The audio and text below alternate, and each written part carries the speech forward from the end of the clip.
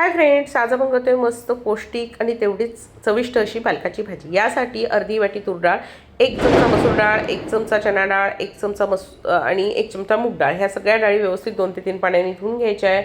त्यानंतर पालक निवडून व्यवस्थित धुवून चिरून त्यामध्ये घालायचा आहे। 1 टोमॅटो घातलेला आहे, हिंग घालायचा आहे, हळद घालायचं आहे, पुरेसं पाणी घालायचं आहे। त्यानंतर कुकरचं झाकण बंद करायचं आणि कुकरला 3 ते 4 शिट्ट्या काढून घ्यायच्या। कुकरची वाफ गेली की त्यानंतर भाजी छान घोटून घ्यायची। कढईमध्ये तेल गरम करायचं। तेल गरम झालं की मोहरी घालायची। मोहरी तडतडली की त्यामध्ये मेथी दाणे घालायचे आणि त्यानंतर घालायचं आहे लसूण, हिरवी मिरची, आलं, थोडीशी कोथिंबीर, 1-2 कढीपत्त्याची पानं आणि जिरं याचा ठेचा घालून घेतला आहे। तो परतला गेला की त्यामध्ये लाल तिखट, त्यानंतर आपण धना पावडर घालायची आहे, थोडासा मसाला घालायचा आहे, त्यानंतर आपली शिजलेली भाजी घालायची आहे, आवश्यकतेनुसार पाणी घालायचं आहे, चवीनुसार मीठ घालायचं आहे आणि थोडासा गूळ घालायचा आहे। एक उकळी आली की गॅसची पॉवर कमी करायची आणि 2 ते 3 मिनिटं भाजी उकळी येऊ द्यायची की तुमची मस्त अशी पालकाची डाळ भाजी तयार होते। नक्की करून बघा।